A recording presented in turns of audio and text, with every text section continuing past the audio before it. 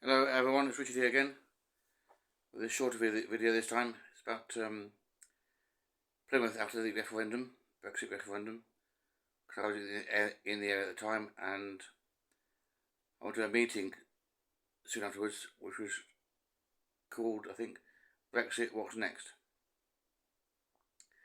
And that was typical of the kind of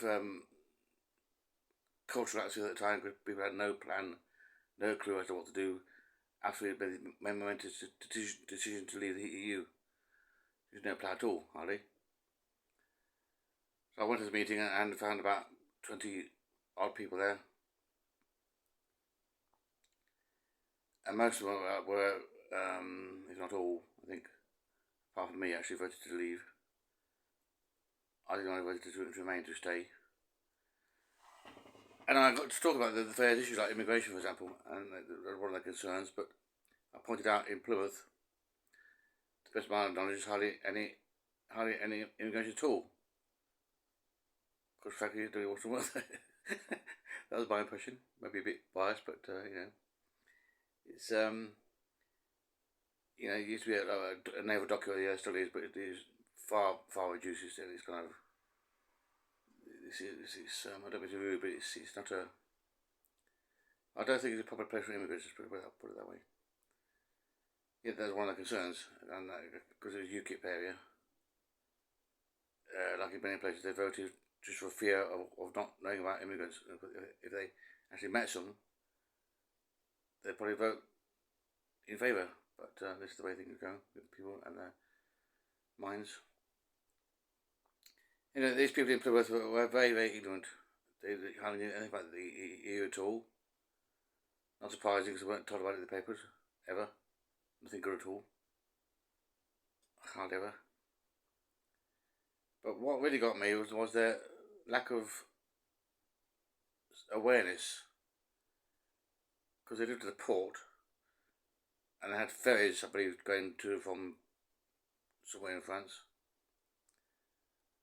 So they must have known about customs, going through customs and so forth.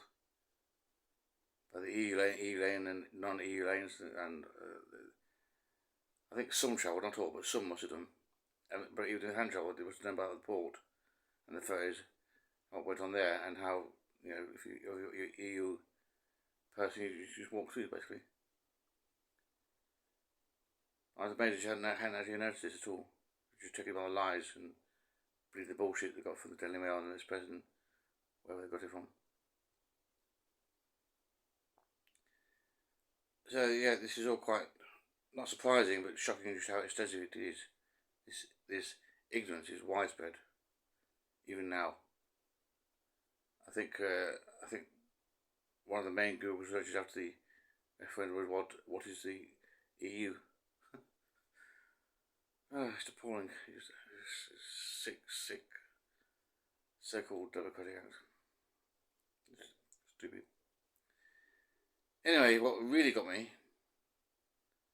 there are two guys there dressed in suits who started kind of talking up this idea of a harsh exit.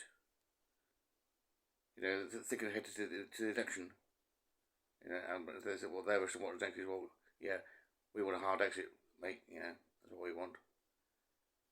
And I was really quite opposed to this, because I knew how damaging that could be with Northern Ireland and so forth. It's obvious. If you know anything at all, it's obvious. And it turned out these two actually were actors from London, paid by somebody I don't know who, to come to Plymouth and presumably elsewhere to push for a hard exit in the most undemocratic manner. It's very kind of sinister, kind of guerrilla tactics, kind of thing that fascists would do, or some adjutants pay someone to go and spread the word. And these actors themselves weren't really aware of what they were doing, because again, that's why they were chosen. Because they're too ignorant to realise how damaging their actions could be. I was quite shocked by this. And there's a local newspaper that reported there, and he said he'd look into it, but he doubts his editor would approve, because this guy was, a UKIP supporter, basically. There's no way he's going to report this assault of democracy. So I just left it there, but the thing is I'm genuinely concerned about the nature of the government in this country. It's actually quite cavalier and nasty and secretive and scurrilous and insidious, corrupt. It's a real danger to democracy, our system. It's all about money and status and power and bling, influence, who's who. Anyway, that was this meeting I went to. I just wanted to say it because it's still Brexit sort of thing and ignorance sort of thing. That's my major concern. Just how damaging ignorance can be, especially groups of people who all believe the same thing because they've all read it in the newspapers, and therefore they all reinforce each other's insanity. It's just mass delusion. It's just dangerous thing. I'm not saying I'll put in Plymouth like this, of course not, but the group I met were very, very ignorant and just easily misled. So that's it. Like, subscribe and share and comment please. Thank you. Bye.